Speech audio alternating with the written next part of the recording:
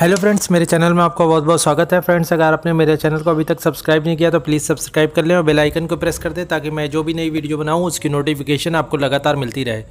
Friends, आज हम बताएंगे आपको मेन लाइन के 5 किलोवाट के ऑटोमेटिक वोल्टेज स्टेबलाइज़र लेने के लिए आपको किन किन बातों का ध्यान रखना है। फ्रेंड्स, पहली बात ये है कि आप जब भी मेन लाइन वोल्टेज स्टेबलाइज़र लें तो आप अपने घर का लोड देख लें कि आपके घर का लोड कितना है, क्योंकि एसी के फ्रेंड्स जो भी स्टेबलाइज़र लगे होंगे वो हमेशा अलग लगाइए, और जो मेन लाइन का स्टेबलाइज़र होगा जो आपकी बाकी घर की सप्लाई को कंट्रोल करेगा उसका लोड आप देख लीजिए, उससे 1 किलोवाट का अधिक लीजिए।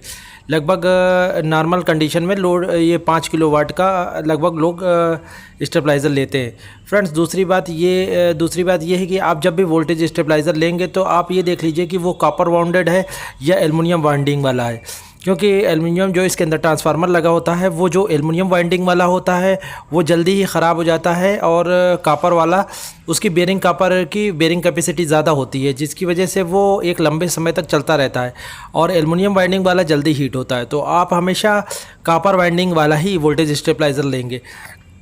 नंबर 3, ये फ्रेंड्स ये ध्यान रखिएगा कि आपके इनपुट सप्लाई क्या है आपके घर की, क्योंकि कई रेंजों में इनपुट सप्लाई रेंज में वोल्टेज स्टेबलाइज़र आ रहा है, जैसे कि 170 से 270, 150 से 270, 130 से 270 और 100 वोल्ट से 270 वोल्ट के बीच में।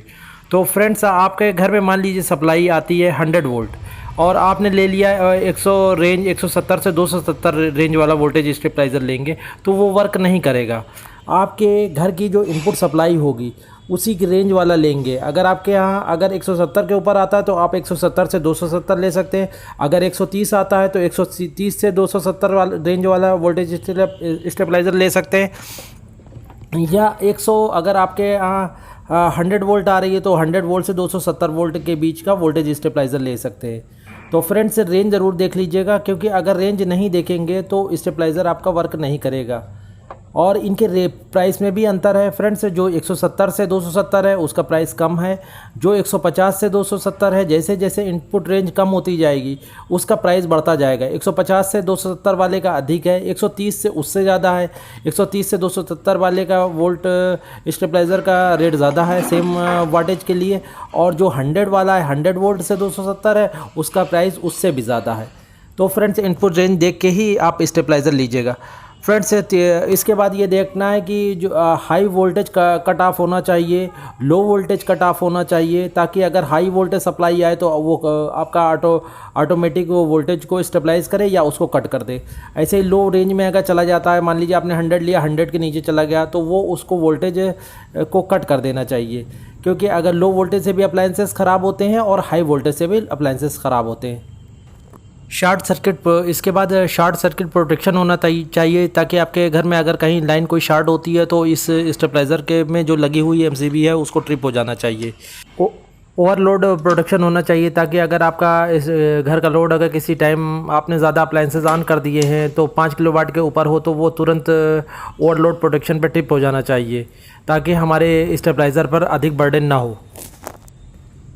टाइम डिले प्रोटेक्शन होना चाहिए, ताकि अगर हमारी लाइट लगातार फ्लक्चुएट हो रही है, ऑन ऑफ हो रही है लगातार, तो उसमें जैसे कि स्टेबलाइज़रों में 2 मिनट का टाइम डिले होता है तो वो ज़रूरी है, क्योंकि अगर लगातार हमारे कोई भी डिवाइस स्विच ऑन ऑफ होगी, लगातार ऑन ऑफ होगी, तो हमारे इलेक्ट्रिकल अप्लायंसेस ख़राब हो जाएंगे। तो ये टाइम डिले 2 मिनट का ऐड करता जाता है, ताकि हम जब हमारी लाइट स्टेबल हो जाए ये तो उसके बाद ये हमारा सर्किट को ऑन करे, आउटपुट दे। स्टेबलाइज़र का जो सर्किट है वो आईसी बेस्ड होना चाहिए, ताकि जो भी स्विचिंग हो वो आईसी बेस्ड सर्किट में काफ़ी तेज़ होती है, और जो पहले ट्रांजिस्टर वाली होती थी वो काफ़ी स्लो होती थी। तो इसकी टेक्नोलॉजी आईसी बेस्ड होनी चाहिए, ताकि इसमें जो भी प्रोटेक्शन लगे हुए हैं वो काफ़ी तेज़ी से वर्क करें और सही काम करें। सर्ज प्रोटेक्शन होना चाहिए, अगर ये फीचर्स है तो बहुत अच्छी बात है, ये सर्ज प्रोटेक्शन होना चाहिए। तो फ्रेंड्स, इन बातों का ध्यान रखिएगा जब भी आप कोई नया वोल्टेज स्टेबलाइज़र अपने मेन लाइन के लिए लें, तो इन सब बातों का ध्यान रख के लें, ताकि आप सही चुनाव कर सकें कि किस हमको स्टेबलाइज़र को लेना चाहिए और किसको नहीं लेना चाहिए। फ्रेंड्स, आज हम बताने जा रहे हैं कि हमने अभी ये 5 किलोवाट का वोल्टेज स्टेबलाइज़र अपनी मेन लाइन के लिए लिया है। ये ब्लू बर्ड का 5 किलोवाट का वोल्टेज स्टेबलाइज़र है। इसका मॉडल नंबर है BM 510C PM510C। ये फ्रेंड्स इसकी इनपुट रेंज है 100 वोल्ट से 270 वोल्ट।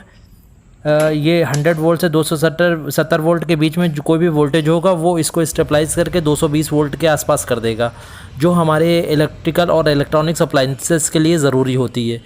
ये फ्रेंड्स इसमें जो MRP लिखी है ये 14,350 है, लेकिन ये हमें मार्केट पे 8,500 रुपये का मिला है, 8,500 रुपीज़ का मिला हुआ है। फ्रेंड्स इसमें जो कॉपर वाइंडिंग है, जो मैंने फ़ीचर्स अभी तक बताए हैं वो सारे फीचर्स इसमें हैं, और ये कॉपर बाउंडेड है। तो कॉपर बाउंडेड तो सबसे अच्छा होता है, क्योंकि आप कोई भी स्टेबलाइज़र लेते हैं या फ़ैन लेते हैं या कोई भी मोटर होता है तो वो कॉपर बाउंडेड ही लें, क्योंकि कॉपर बाउंडेड में ये इसकी बेयरिंग कैपेसिटी ज़्यादा होती है और एलुमिनियम की कम होती है। एलुमिनियम ज़्यादा हीट होता है और जल्दी से ख़राब हो जाता है। फ्रेंड्स इसके फ्रंट पैनल के बारे में बता देते हैं। इसमें 2 स्विच लगे हुए हैं। जो राइट हैंड पे स्विच लगा हुआ है वो हमारे स्टेबलाइज़र को ऑन ऑफ करने के लिए है। जो लेफ़्ट हैंड पे लगा हुआ है वो एक चेंज ओवर स्विच है। जब इसको हम ऑन कर देंगे, ऊपर की साइड में जब ऑन कर देंगे तो हमारा स्टेबलाइज़र काम करेगा। जो भी इनपुट आएगी उसको स्टेबलाइज़ करके आउटपुट पे दे देगा। जब कोई फ्यूचर में कोई प्रॉब्लम हो जाती है तो अगर आप इस स्विच को ऑफ़ कर देते हैं तो हमारा डायरेक्ट ये बाईपास हो जाएगा, स्टेबलाइज़र बाईपास हो जाएगा और इनपुट वाली सप्लाई आउटपुट पे चली जाएगी। तो जब ऑन रहेगा, इसको हमेशा ऑन रखना है। जब ऑन करेंगे तो ये हमारा स्टेबलाइज़र जो इनपुट सप्लाई होगा उसको स्टेबलाइज़ करके आउटपुट पे देगा। ऑफ़ करने पे स्टेबलाइज़र बाईपास हो जाएगा। एक LCD पैनल लगा हुआ है इसमें सामने पर, जो हमारे इनपुट आउटपुट सप्लाई को डिस्प्ले करता है। इसके आउटपुट में 4 तार हैं, 2 इनपुट के लिए हैं, 2 आउटपुट के लिए हैं। इनपुट सप्लाई पे इनपुट वाले को कनेक्ट कर दीजिएगा, आउटपुट वाले टर्मिनल को आउटपुट पे कनेक्ट कर दीजिएगा। फेज़ न्यूट्रल लिखा हुआ है जिसको आसानी से आप कनेक्ट कर सकते हैं।